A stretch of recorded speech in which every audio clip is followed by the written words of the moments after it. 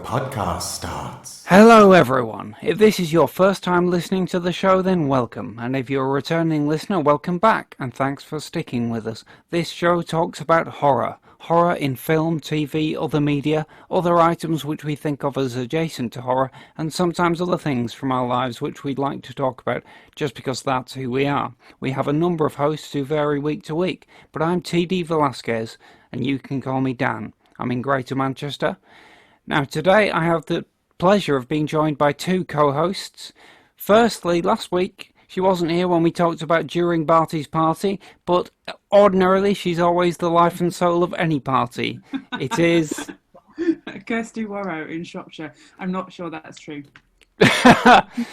Bless you. And the architect of the topic of today's episode, which is going to be the movie Alien3. This was a film that was suggested by Ian Winterton, currently in Cheshire. Not just over the border from Shropshire. Not so rainy this week. No. Hopefully. It is quite rainy where I am. So, welcome back to the show, folks. Ian, you were here last week, but Kirsty, I've not seen you for a couple of weeks. No. It's nice to see you again. Miss last week as well. Did you get to watch during Barty's party? I did, and I found it fascinating and very atmospheric and, unexpected.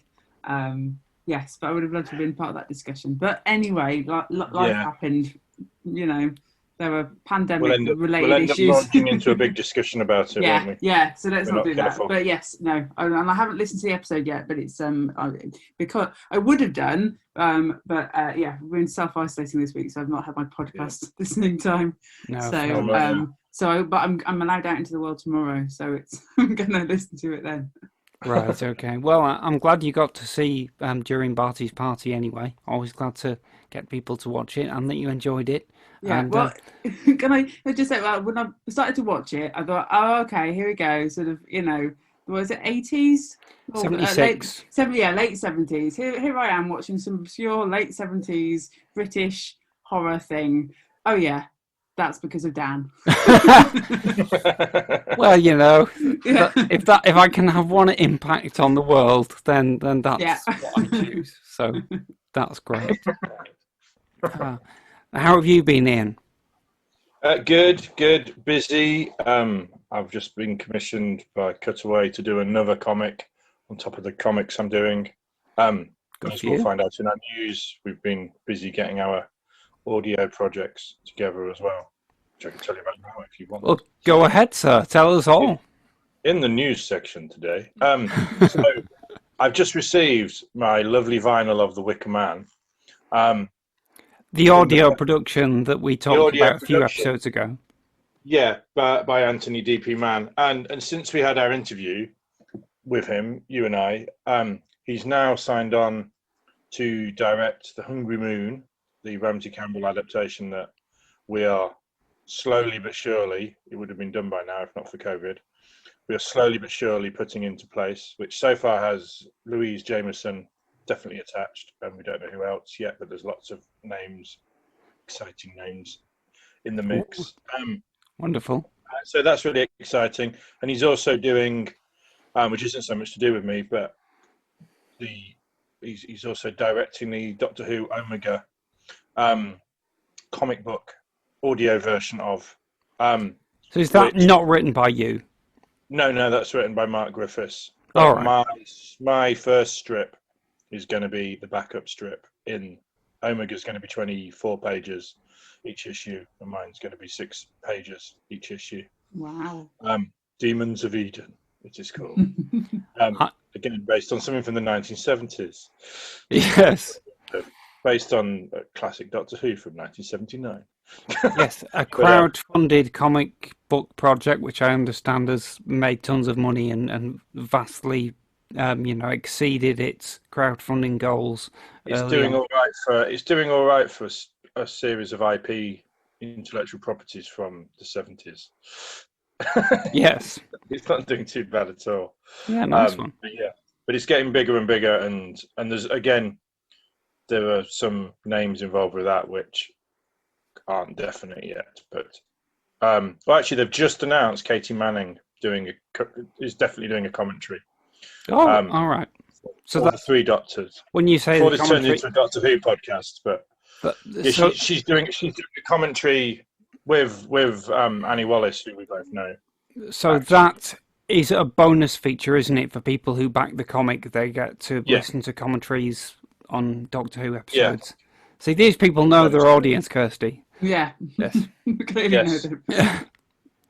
It's the amazing thing about the internet. It's like, oh, are you going to sell something that's really, really niche? Well, there's 7 billion people on the planet, so that niche is now quite big. It's a tiny percentage of 7 billion. Yeah, that's kind of wonderful to know. All right, well done, and well, who knows? We might get to talk to Anthony again on this show then. Lovely creative man that he is. That's great. And we will have Ramsey at some point. Fantastic. You keep on promising that. Oh, he was No, I'm not putting a time limit on it or anything. No, I said for last week because I know he loves Nigel Neal. Yeah. I emailed him and said I would, but I really hate anything to do with beasts. Yeah. So I wonder if he hasn't seen Barty's Party and he just watched all the others and hated them. Possibly. And didn't bother watching the brilliant Barty's Party. Which is still haunting me a week later. That would be his loss. Oh, and Kirsty, you've not heard it yet, so you've not heard Ian's rat story. No. To be honest, that is as big a draw, I think, for the episode than the discussion. Like, what is this? What is this story? So yes, I shall. Listen and report back. Brilliant. And that goes for you too, listeners. Anyone who's not heard the previous episode, track back and take that in. Yeah. Okie doke, my friends. Well, I think that's our news section. I don't have any particular news this week.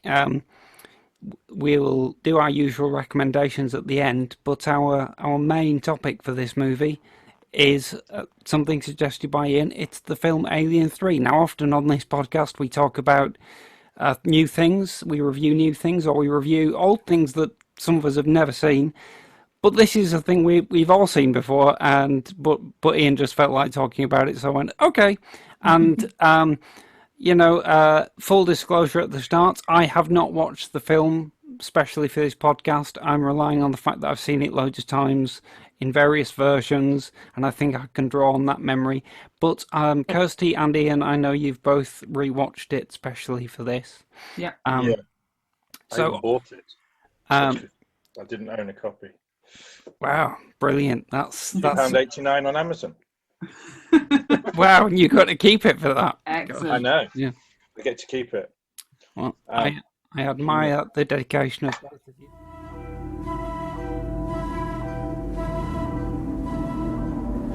Here, in a world where the sun burns cold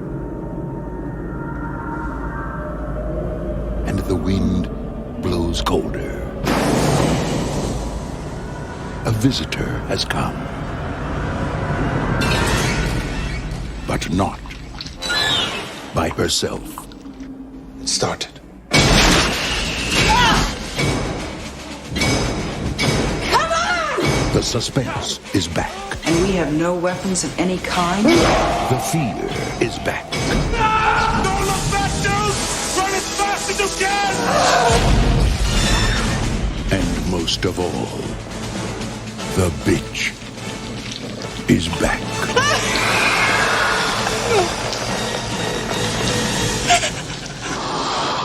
Alien 3.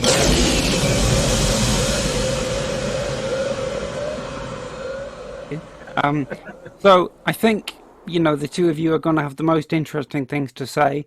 All I would say is I'm just really interested to hear your points of view because, Kirsty, I know that you're a fan of David Fincher, so you'll be approaching it from that perspective. Or Kirsty's just making a heart shape with her fingers.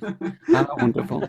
And Ian, I know that I think I'm right in saying you saw this movie when it came out in '92. Yes, I am. I'm old. I was 20 years old.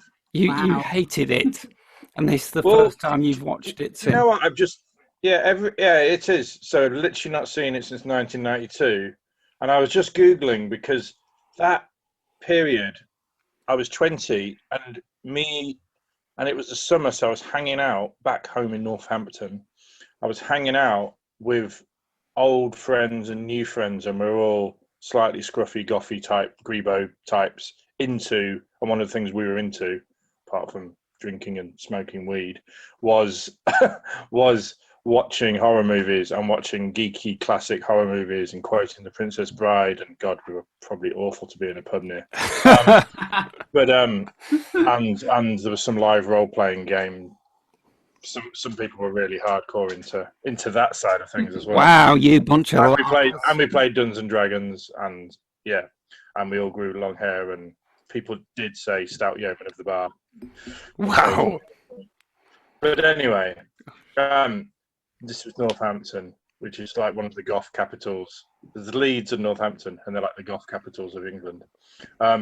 So Alien3, and I was there going, in my head, I'm pretty sure we watched it not long after we watched Terminator 2. And Terminator 2 was one of the most fun nights of my young life because I'd never seen Terminator. And I watched it with my friends like the night before, and then went to see Terminator 2 the next night. And they were all mad fans, and it was absolutely brilliant. I mean, that film is still good now, and watching it at the age of 20, having just discovered how great Terminator is, it was just, everything was right about that. And I've looked on the internet, and the UK release of Terminator 2 was the 16th of August, and 1991. 91? 92, Well, I think. Oh, well, I mean, you might be right. Maybe it came out in the UK a long time after it did in America then. But I'm pretty sure, I think, because it was a few months after America. But Alien 3 came out in the UK on the 21st of August. So that's why the two emerged in my head, because they're like a week apart. And so we were trying to recreate the magic. We watched lots of Alien films. We watched Alien and Aliens films I had seen and quoted them a lot and got drunk. And then we went to see Alien 3, so excited that it was maybe going to be a repeat of how exciting Terminator 2 was. And just an unidentified female dead. Corporal Hicks dead. Even now I was there going, right, I know what's coming, so I can get into this. And I was going, but I just remember me and all my friends, were like two rows of us, and we all went, what the fuck? That we were almost going to walk out there. Oh no, I'm going to stop you there, Ian. But I mean, I'll let you carry on in a second. But I just think I think it's important to, when talking about this film, I think there's two very distinct ways to look at it, and I think it might colour how you look at the film depending on which side you fall on. One way is to look at it as a sequel to a very different film, Aliens, which is one of my favourite films, if not the favourite. But also, you could look at it as a film on its own. And I think the fact that it's a sequel has sometimes blinded people to seeing its qualities as a piece of cinema. I would argue that it has, and because I love the movie it's a sequel to, I don't think it's good as a sequel to that film. I still like a lot of it as a film in its own right. So I'm kind of ambivalent on that score. Ian, you can.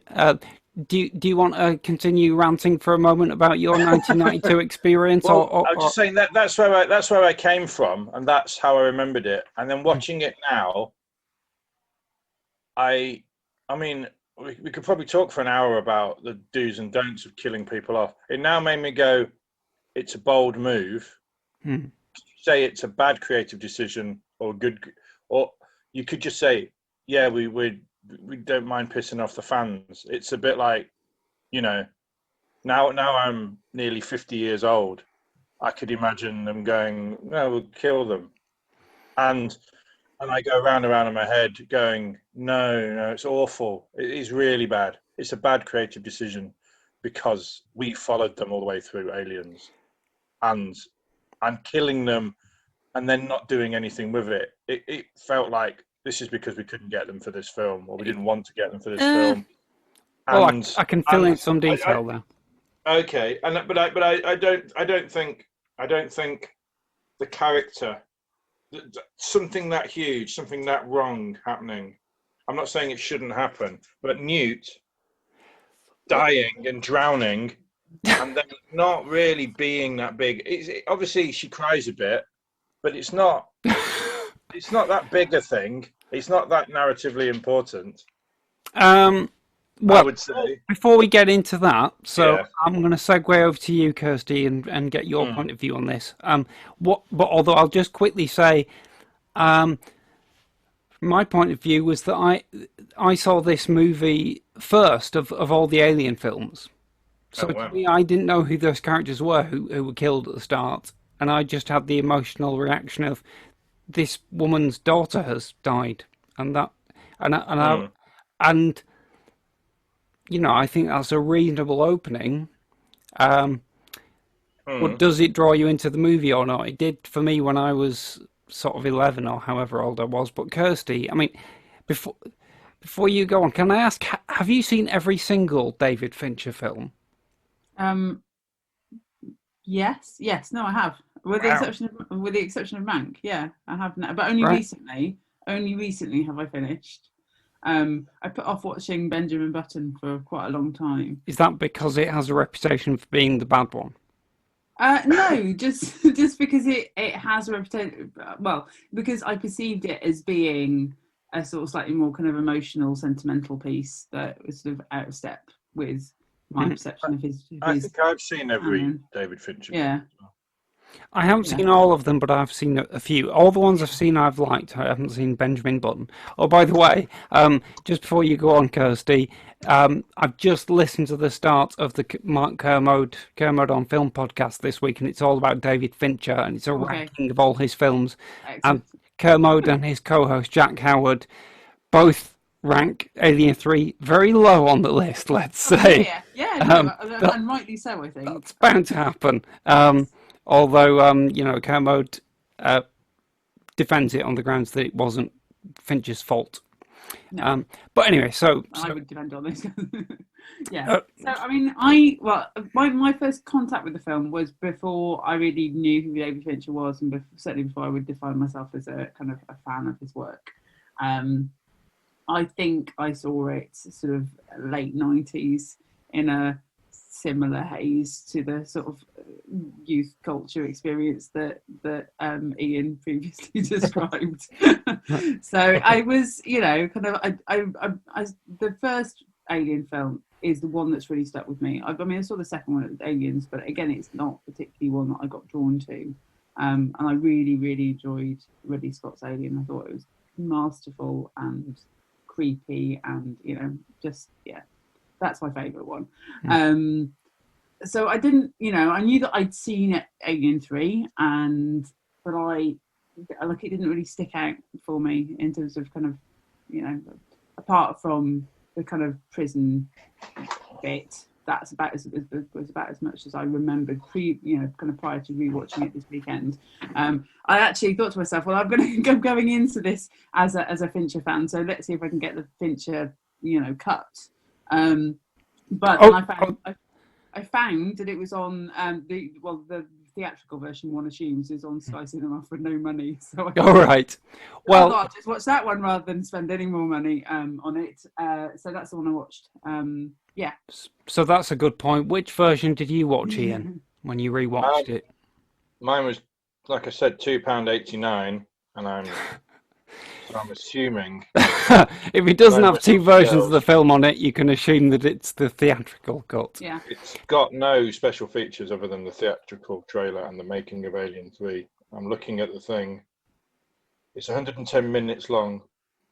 Yeah, that's the short what, one. yeah. That's the theatrical I think one. this is probably the theatrical version. Yeah. But to be fair, even the extended cut isn't really Fincher's film. He disowned both versions of it. Yeah. Well, So... it's funny. It's funny, really, because I was looking at the runtime of it and thinking, okay, that's short for a Finch film, but it still felt baggy.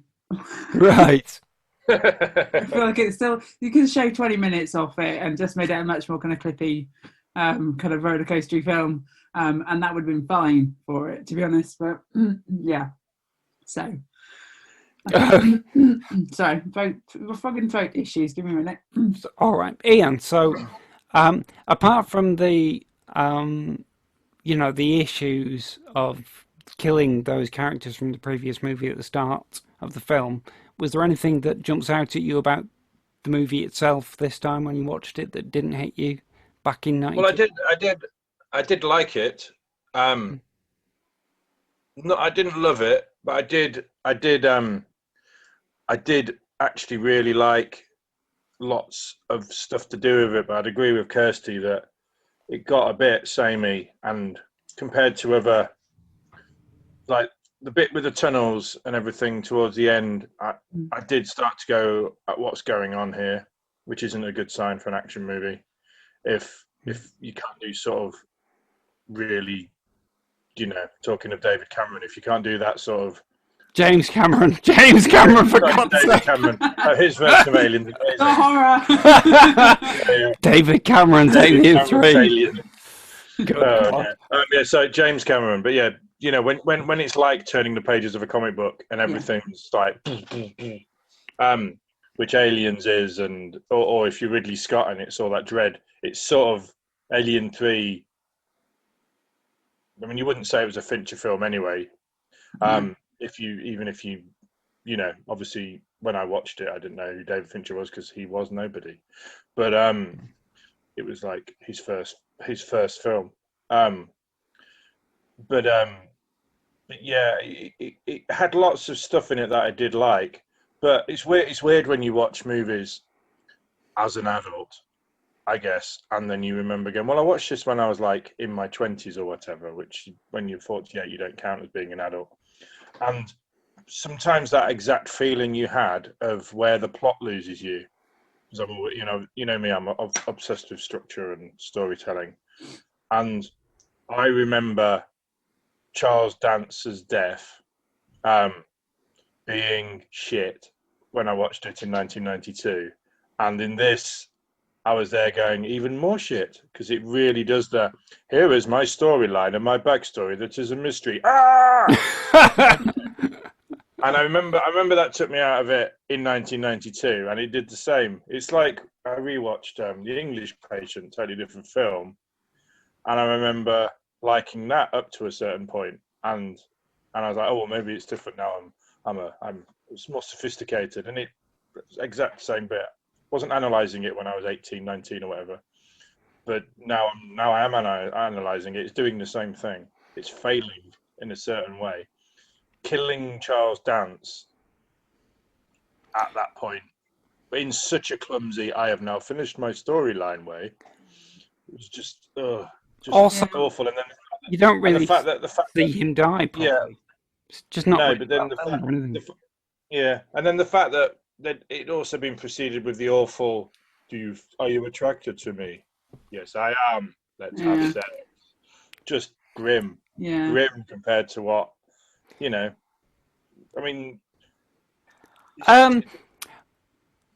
lots of stuff bothered me. It just wasn't a very good script. It was a clunky script. This is where it fails, even if you take it as a standalone movie, for my money. I feel like I want to counter some points, but Kirsty, is there anything you'd like to weigh in about? Yeah, I mean, I agree in that Charles Dance's death was just mishandled, and I think the biggest problem the film had for me, and it's going to link to that, is I didn't really care about any of the characters particularly. He was obviously you care about Ripley, he was the most, I think, out of the the kind of collection of people on the prison planet, whatever it is. He is the one who is the most intriguing. There's obviously enigma about his backstory, why he's there, and all of that kind of stuff. And so it did feel like a misstep to kind of halfway through the movie remove the character that the other character that you probably care about and are rooting for. He could have gone much further into the film and had a much more dramatic and impactful death. Yes. And I think that it kind of connects to that idea that because I don't really care about any of the characters particularly, I don't really care when they died. Really. Right. Well, no, that's fair. That's slasher film. Yeah, and so it? therefore it loses its horror, doesn't it? Because if you're not dreading anybody dying because you don't care about them, then it's a little bit. I mean, it looked nice and it was kind of interesting, and the sets would. It was a fine exercise in going. Oh, look at all these British actors. Yes, but from other things. That's and that's all great and wonderful. Also, who are kind of hard to recognise because you're not used to seeing them bald. So halfway through the movie, you go, "Oh, it's Pete Postlethwaite." Yeah. But the boldness was genuinely a problem, though, because, like you say, you can't tell. You don't care who dies, but you can't tell who's died. Yeah. Like, oh, is he still alive? I thought he got eaten. Yeah. There's just so many, and I would argue though that Pete Postlethwaite is always recognisable. No. True, he's the most recognisable one. Yeah, but I think just sort of casting wise or costume wise, they should have made an effort to make everyone a little bit more recognisable. So Pete Postlethwaite has got an interesting face. Other people look quite generic. Yeah. They look like bold white men mostly. And, do you both know the story of what motivated some of Fincher's casting? Was it with No Eye by any chance? Well, I was going to say it was. Yeah. He seriously he wanted to reunite the cast of With Nell and I. I was so delighted to see Ralph Brown though. It was just like Well, no. You don't think he's living in Danny the drug dealer's hell? Yeah. Like everyone's coming on board with him, and he's surrounded by people coming on bold with him. This is the reason why bald-headed men are uptight. Yes. Exactly. And now I am a prison governor. Surrounded by bold men. Well, apparently David Fincher wanted Richard E. Grant to play the Charles Dance role, but Grant wasn't available. Possibly because he was making Bram Stoker's Dracula. I'm forgiven for that, to be honest. But so how random, and so it's Alien 3 is this weird outlier to my circle of favourite films. It's the sequel to one of my favourite films, and it has the cast of one of my other favourite films. But it's not one of my favourite films in itself. No, it's also was American Werewolf a big reason for Brian Glover being in there as well? Well, it was 10 years later, so I'm not sure. I don't think so. Yeah. No, but I mean, in terms of Fincher going, I want that bloke. Possibly, I've not heard that. I mean, it has UK casting. Yes. On the credits, and just the amount of people in it. But Danny Webb, I love, and he's everything. And he's got one of those. Oh, what's he in face? And then you look at his IMDb, going, nothing in particular, but everything. I definitely did that whilst watching it going, I know him from, but nothing out of his filmography sort of jumped out at me about, it's that, you get that guy from that thing. So he was in the Doctor Who episode, The Satan Pit, Impossible. He was. Oh, okay. Impossible Planet, which is very much an Alien ripoff. Yeah. Exactly. I think that was a conscious decision on their part, which is that we need an actor from the Alien franchise. And I think he said that when he was on the set. He's like, I know why I'm here. Sorry, Kirsty. I was going to say, as a Fincher fan as well, there's the kind of the loveliness of having Holt McCallany. Well, I can never say his name right. Holt McCallany. That's the guy who's in. He's the older detective in Mindhunter, and he's also in Fight Club.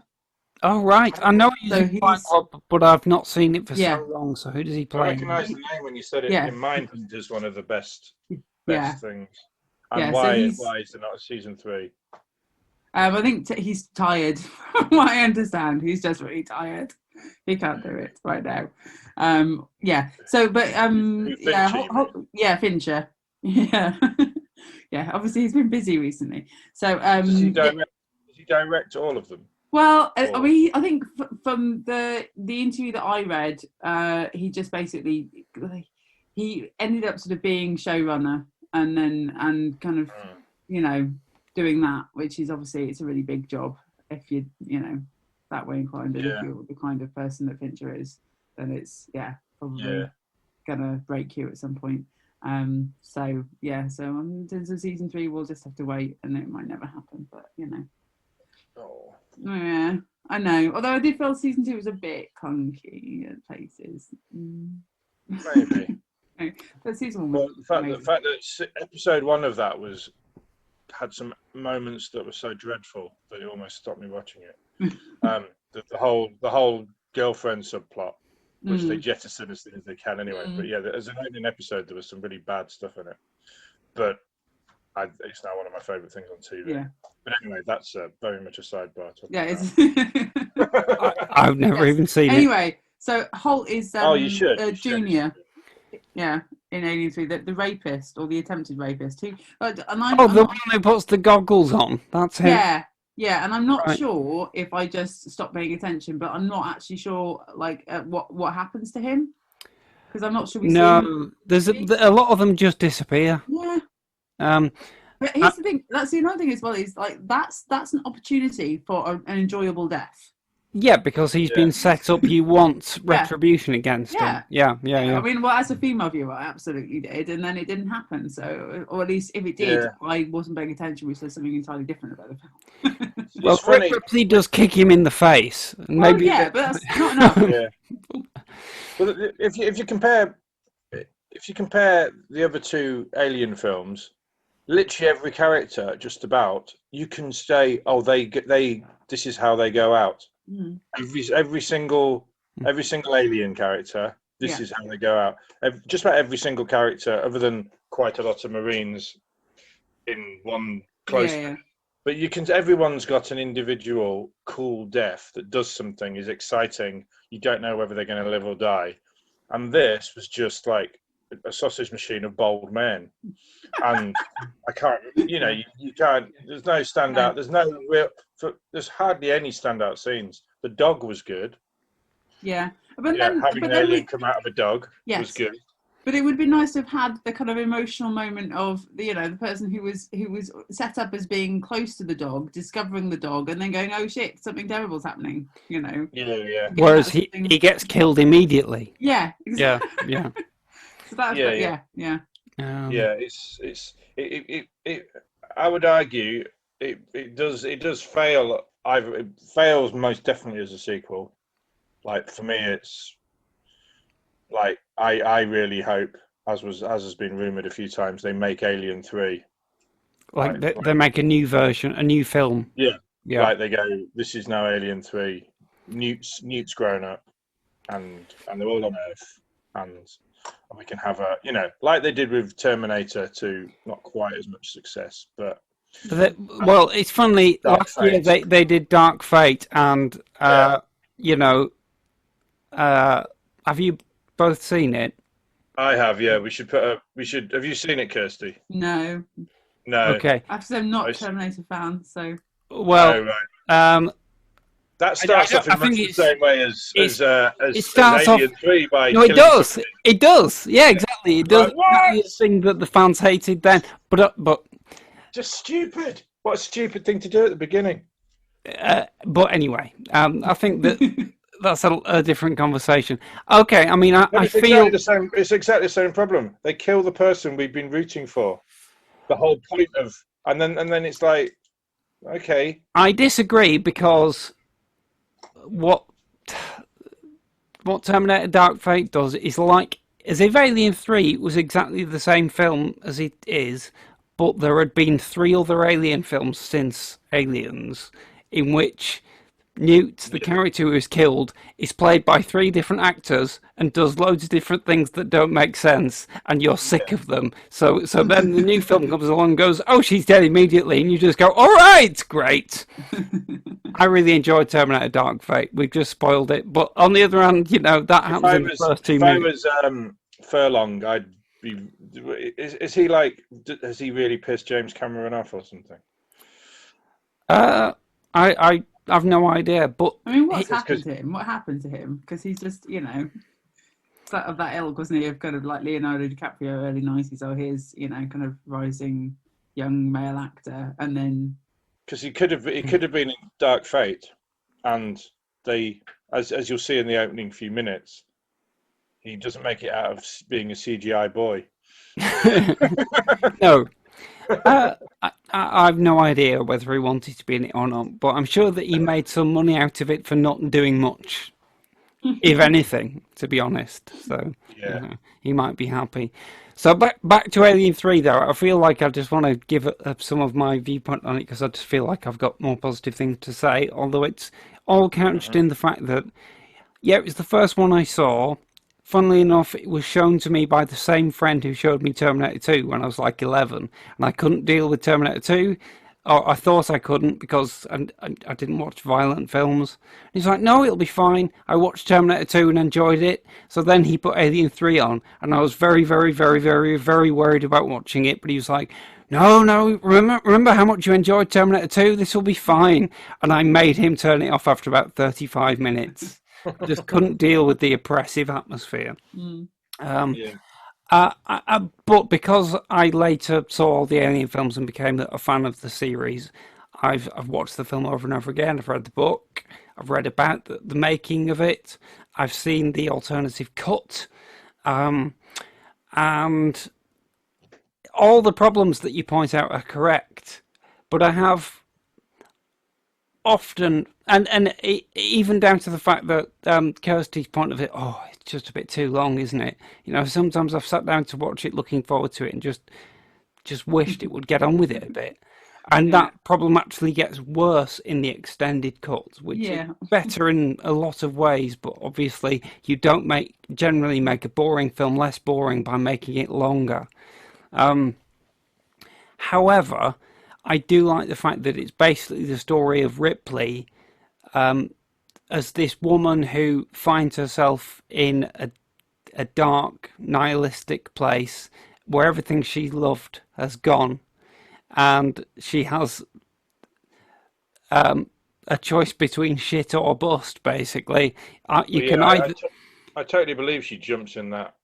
Yeah, and the whole movie is just... And everything about the movie, I think the cinematography, the design and the score kind of reflects the despair of Ripley. And I think it's a brilliant performance from Sigourney Weaver. I think it's probably her best in that role. And I think some of the dialogue is really good, actually. Even though I completely agree, Ian, it's not a very good script. But somehow the dialogue, which I think a lot of it is... the dialogue's actually written by the producers, David Giler and Walter Hill. And they also ghost wrote the original Alien film. So they're not credited with the script, but they did write most of the dialogue. And I recognise the similarities because they both films feature sinister British guys who end sentences with the word yes, which I've never noticed any other movie. I'll be quite pleased to have a little chat. Yes, says Brian Glover at one point. And, that moment where Ripley kind of offers herself as a sacrifice to the alien and it won't kill her. And then she wanders, and she has that amazing line of dialogue. You've been in my life so long, I can't remember anything else. I think that's so wonderful. I don't think it makes any sense. But I remember in 1992 that line jumped out at me. And I was there going, okay, so she's basically been on a spaceship. It's killed all her crew. She's been in sleep. She's been on Earth for a few months, and then she's gone to LV426, and then she's been in hypersleep. It hasn't been in her life that long. No, it hasn't. It's been in her life about 18 months at the most. However, you can understand from Sigourney Weaver's point of view, she's been playing this character for 13 years. yeah. From But audience's point of view, that's it not feels the like character. forever. It feels like a meta line, doesn't it? Yeah, but it's a kind of mythical thing, and it's been in kind my life for so long because like we had that summer together. And when you basically, it's like until 18 months ago, everything was fine. I was just a person on the Nostromo. I also think and then she's had a mad 18 months. there's such a lot of great work in the film by artists who I discovered for the first time here, and who, you might hardly notice because they're an anonymous-looking bald actor or whatever. But people like the composer Elliot Goldenthal, who is married to the theatre and film director Julie Taymor, and his work on her productions is stunning. I first discovered on this movie, and the cinematographer Alex Thompson, who did movies like Excalibur and the Christopher Lee horror film Deathline, as I remember. He's got a proper heritage of horror. Only died quite recently. This is Fincher getting to work with people he really wants to work with, isn't it? Well, apparently, originally Fincher wanted the DP on the film to be Jordan Cronenweth, who shot Blade Runner for Ridley Scott. But basically, Cronenweth, because he was a painstaking artist, just took too long, and the studio brass went, we're going to fire him, get someone faster. So they ended up using Alex Thompson, but who is also a great artist. And Alex Thompson was on record saying, I think it's the best looking of all the Alien films. Well, he would say that. Exactly. But I think in some ways he might be right. It might be. It looks as a way it looks. There's not a single frame where I go that looks bad. Yeah, I think Even so. in Aliens, some of the model shots have aged badly. Yeah, I mean, I would dispute the whole not looking back. Only bit, I felt like the VFX shots. Yeah, they were clunky at the time, and they haven't dated well. No, and I know there's part of me I wondered to what extent he was at the studio and what extent that was Fincher. Because he loves VFX stuff. So it wouldn't surprise me that he might have pushed for that rather than having something more practical. But because they used a puppet alien instead of like a man in a suit thing, you mean? No, the actual VFX shots, the digital ones, they look so ropey. Yeah. Oh, right. Well, that's what I mean. It is a puppet, though. It's not. Okay. It's not CGI. The composition is not great. Yeah, the compositing. Yeah. There's some CGI. Because I remember in 1992, everyone just guffawing, which didn't happen with the fact that they just killed Hicks and Newt as well. Yeah. It's like, a film from 1979 did this better. What the fuck are you doing? No, the trouble with the Alien is that every time it's a close-up of the mouth or the hands or something, it looks great. But every time it's a wider shot, you just go, oh dear. No. Yeah. Especially like the bits when it's meant to be running along the ceiling and things like that. Yes. No. But that's the bit that stays with me from 1992. That awful. Just awful. Like I'm glad that it looked that bad in '92. It's not just it's aged really bad. Because later we had Jurassic Park, which still looks great now. It's CGI. I think overuse of CGI, and it's a bit. Well, no, that's the irony. It's not CGI. It's just bad compositing. That alien creature on the ceiling is not a CG animation. It's a puppet. It's a rod puppet being It's not a man in a suit. It's a rod puppet. Kind of, there's a digital effect involved. Well, they might have digitally got rid of the rods, but it's something that made everyone laugh in the cinema anyway. Yeah. I wouldn't blame them. The other thing that kind of makes me fond of the film is just how many of the cast are people I've just gone on to love, who I first discovered there. So Paul McGann is pretty much my favourite actor. He's in the film for 2 minutes. Literally, I think they cut him down to 2 minutes or 1.5 minutes of screen time.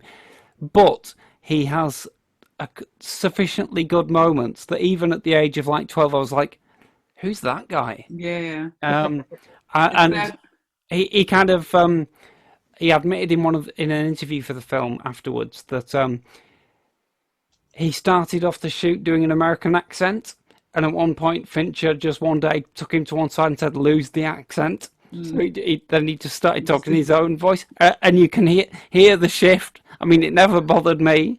I think that's a wonderful scene with Ripley. It's right before Charles Dance's death scene where you know, he's in the medical bay and he has that little conversation with her, and he's supposed to be a rapist, and he says, "You're a pretty girl. I knew lots of them. They used to like me." And then this kind of dark shadow passes over his face, and then he says, "For a while." You know, I just thought that his little moments like that, the film's kind of full of, and also I think in terms of characters you care about, and great actors, I would mention Charles S. Dutton. I think I always did care about the character of Dylan.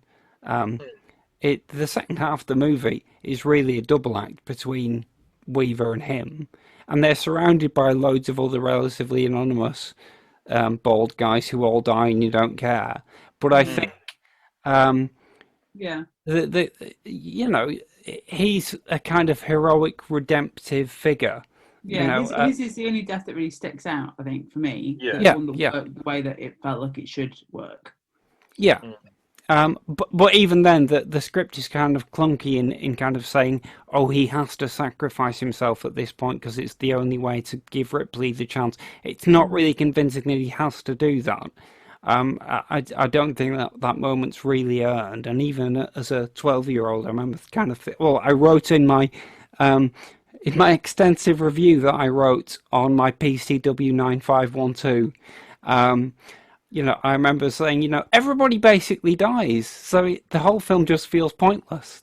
Literally, the only character who survives is Morse, played by Danny Webb, and actually, he's one of the more likable because he gets a couple of decent lines. Yeah, that's about it. But so you know, so the whole film is kind of depressing. And pointless. But if all the people to survive, it has no narrative impact that he survives. No, it doesn't. It's not like it doesn't matter whether he lives or dies. It doesn't make us go, oh, but he's out there. No, it doesn't. And but in a way that it's like the whole film is a statement about pointlessness, because 2 seconds before that, a minute or so before that, another character who you care about a bit more, which is, I think, the Ralph Brown character. He's the guy who says, I've got a wife, I've got a kid, I go home on the next rotation. Yeah. He's kind of arbitrarily killed, not even by the aliens. He's just shot by one of the guards. And I think that's kind of moving. And it's like the movie is deliberately chosen not to have him survive and to have the random, unpleasant, how about if I just sit here on my arse character. That's a great line. You know, I kind of respect it for doing all that. It's almost deliberately giving you not what you want. So It's Fincher in many ways. Right. So I know what you think you want, but no, let me give you this instead. Yeah. Which, you know, is fine. I think for me, one of the interesting things about the film was the gendered nature of it. And I know there's a lot of stuff on kind of the Alien franchise and the idea of gender, particularly obviously because of Ripley, but it felt like a little bit more on the nose in this one because of the kind of, the opposition between her as the single woman in the, you know, kind of all male penal colony. And that just made her hot as well, so that really confuses it. They're all talking about this is a place full of murderers and rapists. Anyway, do you find me attractive? Which really annoyed, like that whole bit was like what, like, you know, that just felt like Hollywood at work, as in here's our lady, we've got to have her, you know, kind of make out with the best looking of the bunch, but you know, there's that whole check he's not a rapist first. No, well, exactly. And one could. I mean, and that I think might have been a more interesting turn of his character to find out that actually he is. Well, it feels like they're setting that up. Yeah, it does, doesn't it? But I think in a bigger sense, you've obviously got the whole kind of, the kind of threat of rape throughout the whole film, at least, throughout the first half of the film until the whole junior thing. But then after that, I think it becomes much more about kind of a, cue rolling eyes at feminist viewpoint here, but the whole kind of, it's about a woman's right to decide what to do with her own body, isn't it? In many ways, in that she discovers that she has this thing inside her, she wants rid of it, she wants to be able to, kind of deal with it in the way she chooses, and all of the men around her go, no. Let's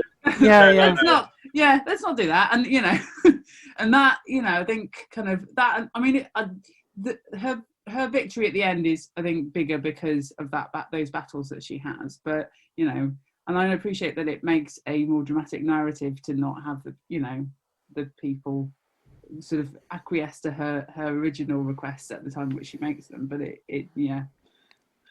I'm still percolating those ideas, I think, around. No, I got that. It's got a pro-choice message.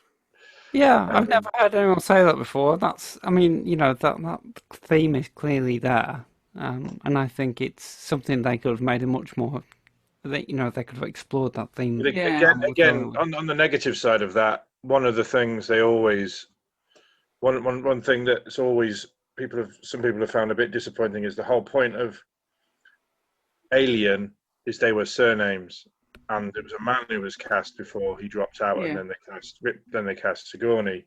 And then when Aliens came along, she's got to sort of have a bit of a flirt because she's a woman. Actually, it's got to all be about motherhood. And so now by the time we get to 3, it's about pregnancy and motherhood. And then if that had been a male character, it would have been a whole different thing. Yeah. I still think it works, but it's very much, what can women do? What could we make them? What could be like a motivating factor? I know they like having babies, don't they? Yeah, and it does feel as well like that. I know we've talked about on the podcast before about Barbara Creed's idea of the monstrous feminine, about kind of when women are monsters in film, it's kind of linked to kind of biological sex reproductive features, and obviously the kind of queen alien is always kind of used as often used as an example of that. But then you've got, I think, the way that, as we talked about earlier, the fact that that she won't attack Ripley sort of again creates a really gendered binary where kind of Ripley wants to fight her and wants to kind of be in opposition, but it's like female solidarity. You're carrying some of her children, so we're on the same team now, which I thought it's kind of it's an interesting idea, but then not necessarily it's exploited in a very 1992 way. And it's well, like we say, it's just not a very kind of imaginative script in the way that it goes through its ideas. And the production process of Alien 3 and the script development process was unbelievably torturous, as you may know. Tons of different writers rewriting each other to hell. I think Fincher was about the third or fourth director on it, and for a while it wasn't going to have Ripley in it. On that note, I'll forgive the writers for kind of going in the obvious, let's do a thing about pregnancy thing because it's a female character. Because even if it had been a male character by this point in the Alien series, anyone who gets impregnated with the alien is technically pregnant. Yeah.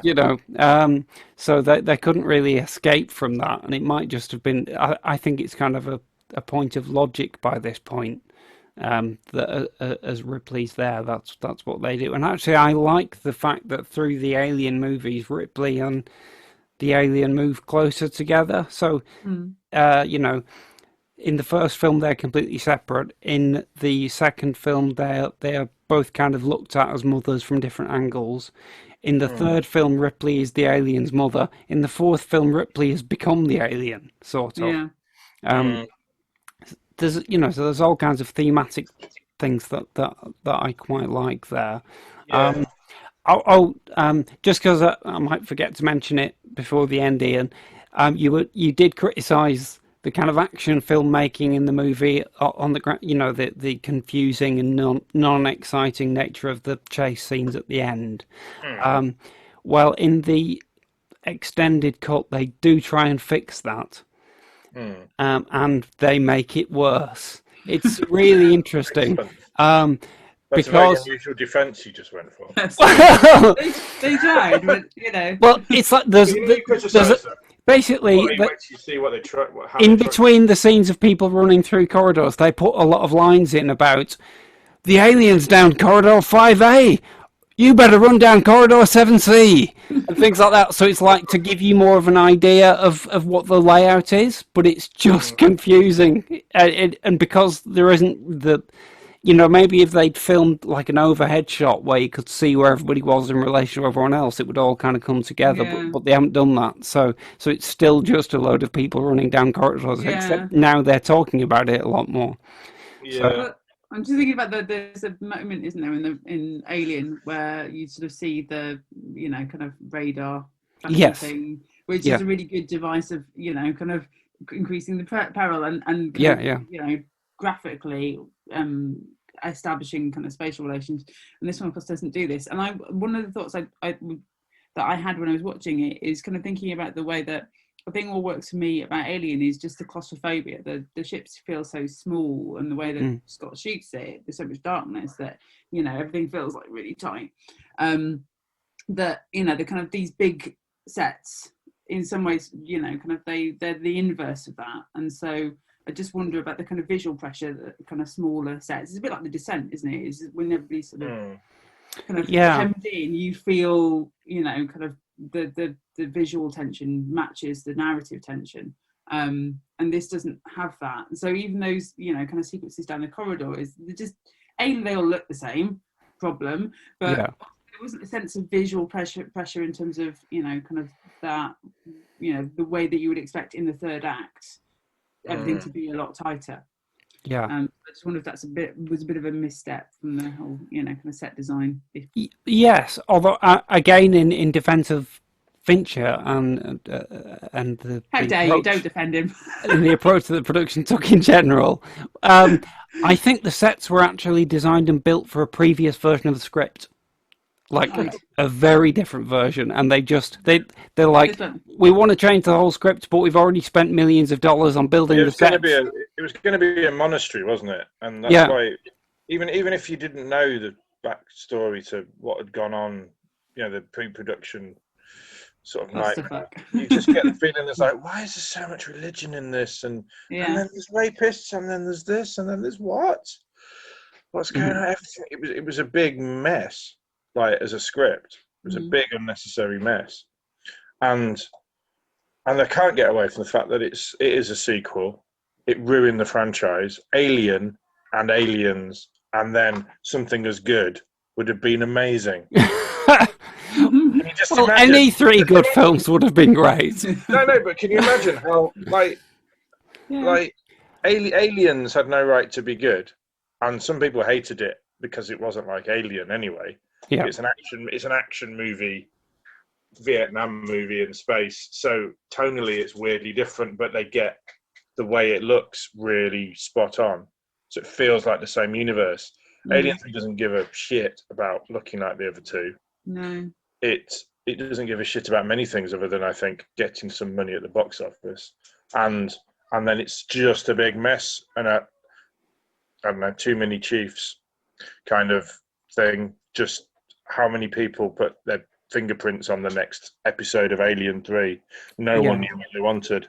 And to me, I've said this before. To me, it's like a zombie movie. We had one zombie. We have lots of zombies. We have even more fucking zombies in the third one. Alien3 should have been Earth War, like in the comics or something like that. Just up the stakes, same universe, similar feel to Aliens. Not going back to one alien running around somewhere not quite as good as in the first one. Well, just a silly thing to do. How do you feel about the idea that, as you say, some people don't like Aliens for changing the tone and changing the approach. Some people prefer Alien3 because they feel like it's closer to the Ridley Scott feel. Those are people that don't take milk in their tea, sure. I feel like it's like a false argument, because if Aliens had not happened and Alien 3 had come out as the second film, which you could have done, you could have had Ripley in that spaceship at the end of Alien, then crashes on a prison planet. I think people would have just gone, this is just like Alien but kind of rubbish. And it wouldn't have had any respect. But and as it was, and now we get to go, this is like Alien and Aliens, but rubbish. It's neither fish nor fowl. It's just a completely pointless movie. Yeah. That, for me, commits the crime of ruining, like retrospectively ruining two amazingly good films. I feel like Stella would come in here and say, but it doesn't though. No. You have to stop they yourself still going, exist. This is where you have to go. This is where you have to. If you've got a sort of brain that goes, everything that's happened in an Alien movie is canon, then I tell you what, the only thing that makes this look good now is the fucking prequels. So, dear, which I hate. That's another podcast. Yeah.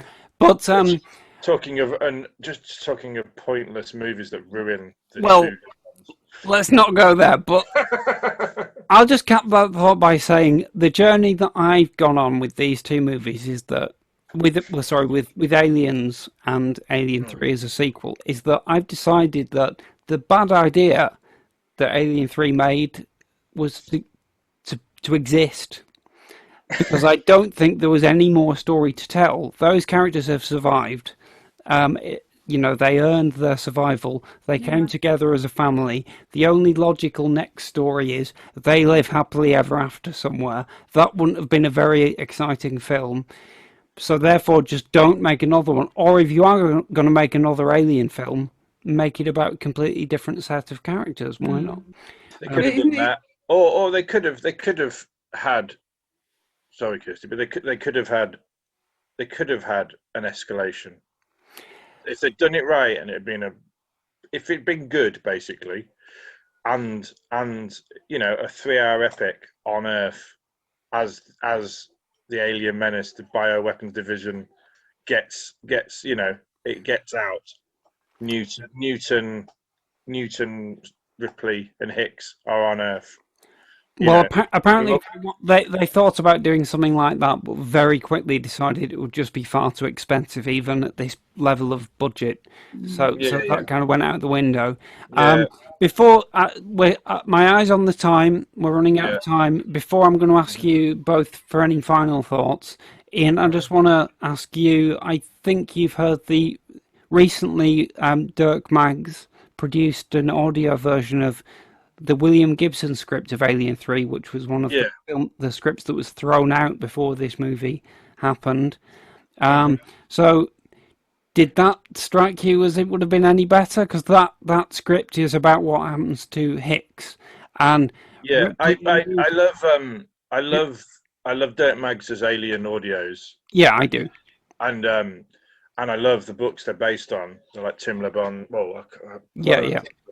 But they find really cool ways of having extra alien stories. Stuff. Yeah, they do. One of them with Ripley, one of them not.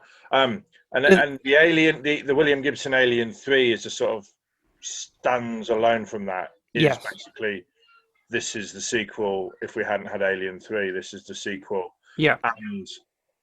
And it was designed, and William Gibson had to write it going, Sigourney Weaver's not really going to be in this. She doesn't want to be, but we can make it about Hicks. Yeah. And so I think if it had come out, I don't like it I love it as a production. Yeah. It's very entertaining, and Dirk Maggs is a master. I think as film, I can see why they didn't make it.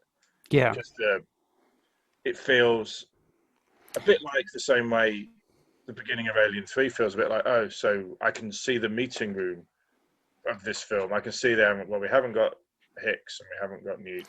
Well, it's got this strange. The other one was like, we haven't got Sigourney. Let's make this about Hicks. So you'd be there going, where's Sigourney? So it's got this strange thing of like Gibson obviously knows that he can't kill off Ripley, but he also can't think of another good way to get rid of her. So halfway through the movie, he just shoves Newton Ripley into a little spaceship escape pod and goes, "Bye, see you in the next movie." And there aren't really any very good characters apart from Hicks and Bishop. I think it would have been very disappointing if it had actually got made. Yeah, I think so. But as an audio piece, it's well worth a listen. Yeah, it's good to hear Lance Henriksen and Michael Biehn play those characters again. Yeah, for sure. No, it's brilliant. Yeah, but of the other audible Dirk Maggs ones, I much prefer the others, just because. Yeah. The source material, the novels, is better, and then Dirk's, and obviously Dirk's written the script. Yeah, based on much superior source materials. The one based on the novel by Tim Lebon, which has Rutger Hauer in it, is great. Yeah. I love the sci-fi geek. The sci-fi geekiness of how Ash survives from the first movie. Yeah, it's really good, Kirsty. Yeah. So they come out, and he's got a different voice because he's Rutger Hauer. Yeah, he's now. Well, I love the fact that they've taken one Ridley Scott android character and replaced him with an actor associated with another Ridley Scott android.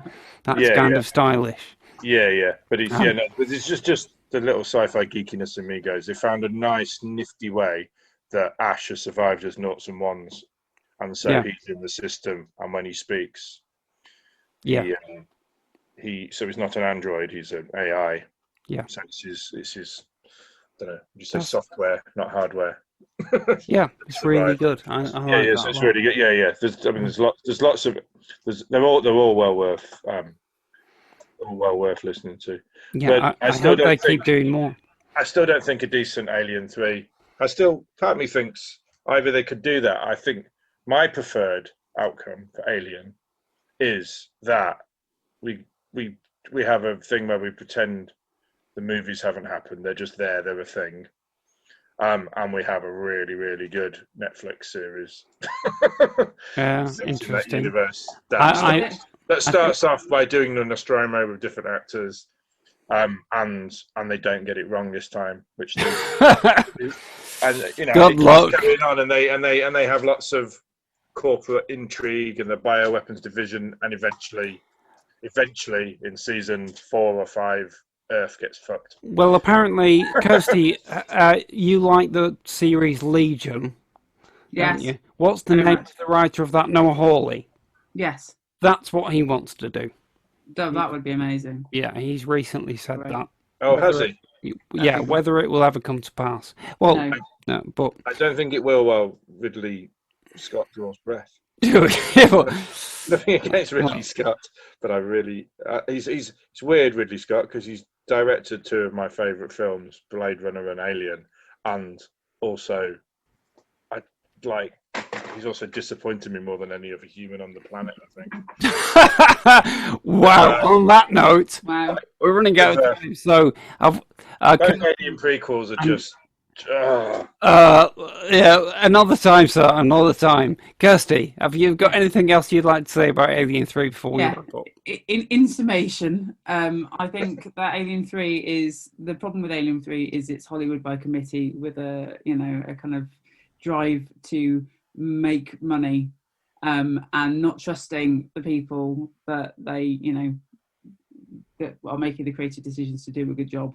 I think that's its fundamental problem. However, I am incredibly grateful for it because the experience that it generated for Fincher, it's clearly stayed with him. Yeah. And I think has generated, kind of this was a formative experience and, led him to make the films that he's made, which I love dearly.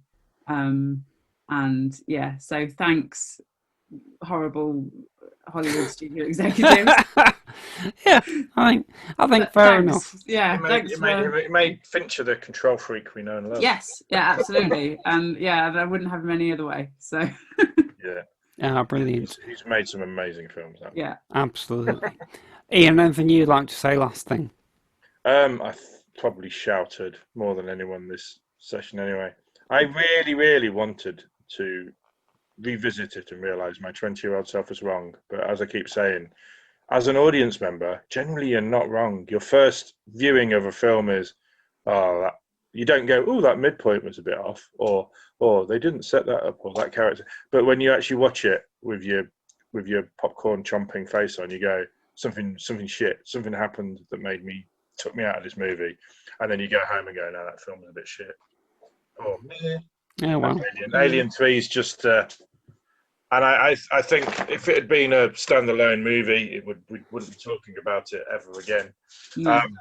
But I've got to ask you. But as a sequel, it commits huge. Whoever's responsible for finally going, this is the Alien movie we're going to unleash on the world. I want to find him and flush his ass out of the airlock. I will say that the making of documentary, the proper one, Ian, it's probably not the one on your DVD, but there's like a 3-hour long making of, which is really interesting. And among the things revealed in it is the fact that David Fincher found most of the days of shooting so stressful and depressing that he just had to go to the pub with Brian Glover at the end of the day and get pissed. And that's just Brilliant. Wonderful. That's and just wonderful. go, tell me the Alamo joke. Tell me the Alamo joke. So my final thought, vaguely related to this topic, is that I saw a documentary on BBC Two the other day. I'll put a link in the show notes. It revealed that, I think at the Eden Project in Cornwall, is it? There is now a project to introduce beavers to the British Isles, or reintroduce them. So they've they brought over from Canada or somewhere one beaver that they kind of had to alter the climate to make sure the beaver could thrive in it, and they named the beaver for the purpose. What was the name of the beaver? Was it Ripley? Well, no, it was Sigourney, obviously. Oh, right. So Sigourney Beaver. That's gently related. Yes, but it just felt like, well, this is Alien Week, so yes. Sigourney Beaver. Well, thank you very much for both. That was just that was lovely to just chew the fat on that movie for a while. Yeah. Before we go, I've got something I'd like to recommend this week. Have you both got recommendations? Yep. Yeah. All right, great. Well, I'll go last then. Sigourney. I actually called you Sigourney then, Kirsty. Sorry, Kirsty. I'll take it. Yeah, good.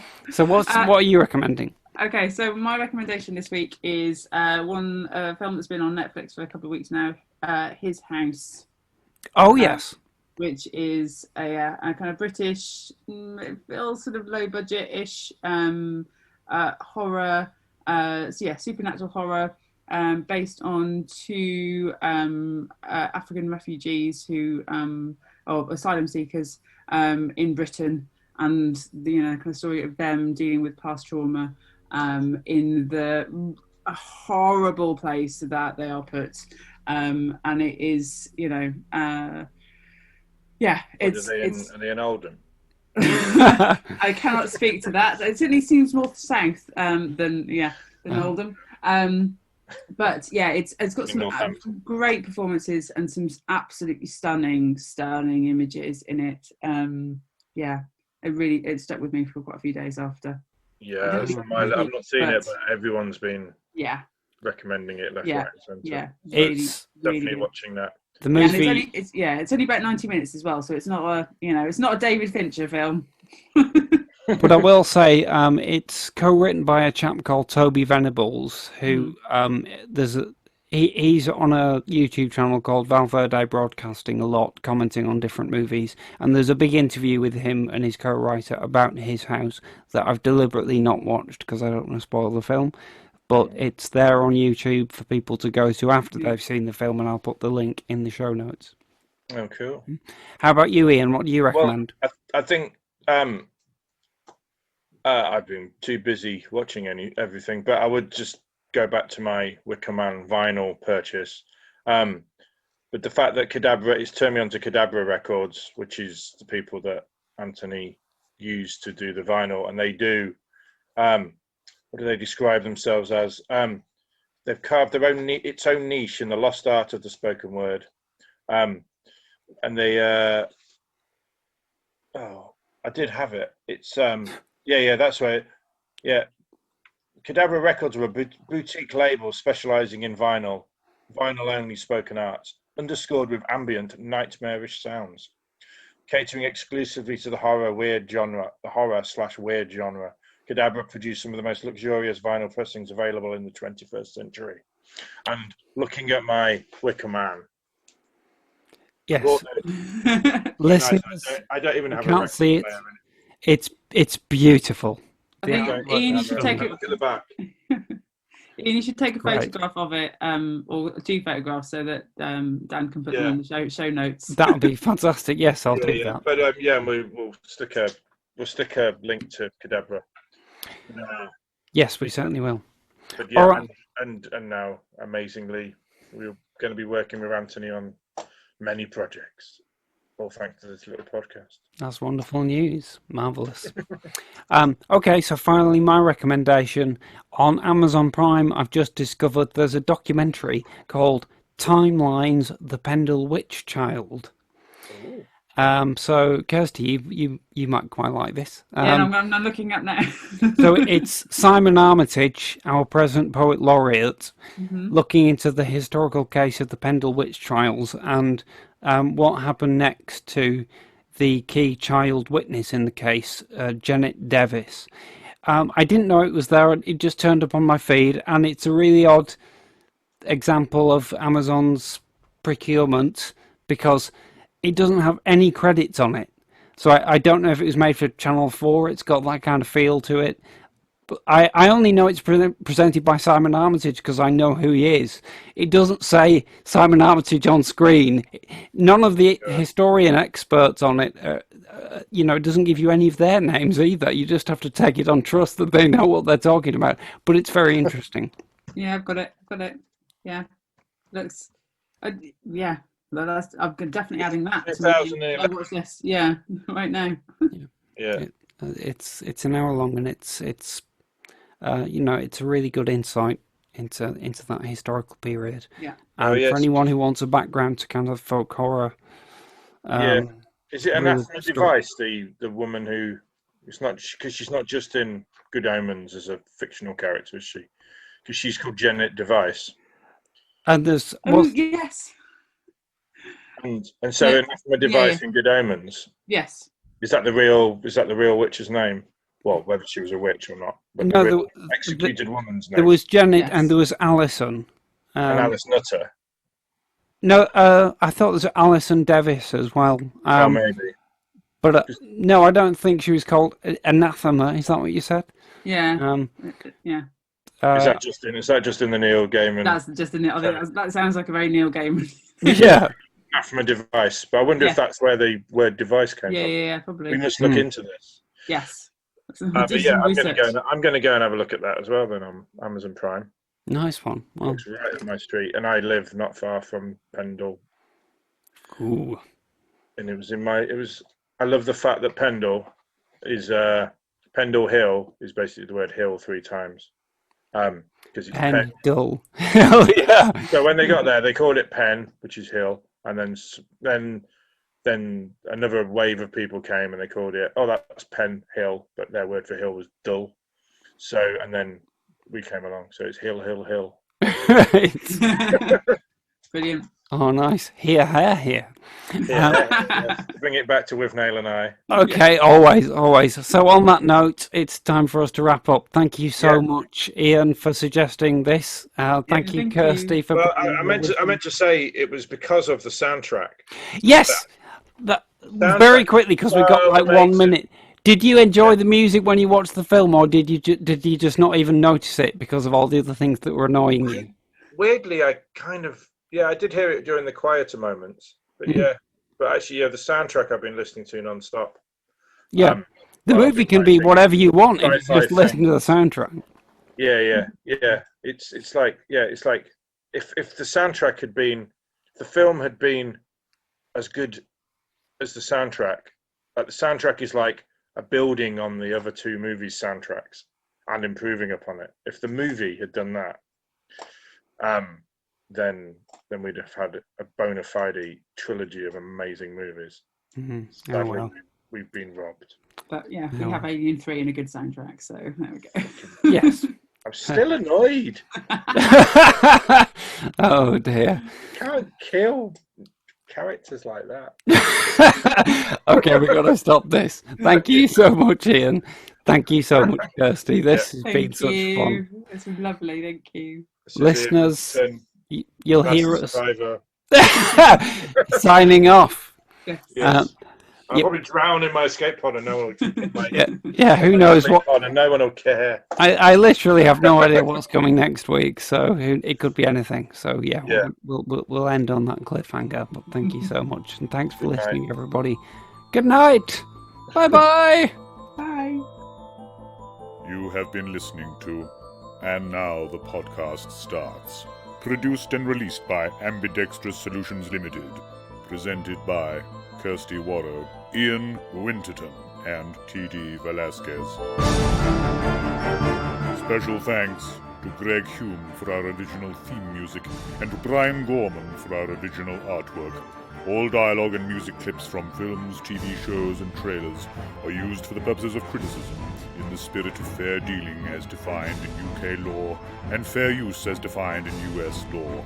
No copyright infringement is intended. Please visit our home on the web, www.andnowpodcast.com, for more content and contact details. Or visit our Facebook pages at AndNowPod or at Lee Cushing Pod. Follow us on Twitter at AndNowPodcast or at Lee Cushing Podcast. If you'd like to donate to us, please visit patreon.com/AndNowPodcast. And now the podcast stops.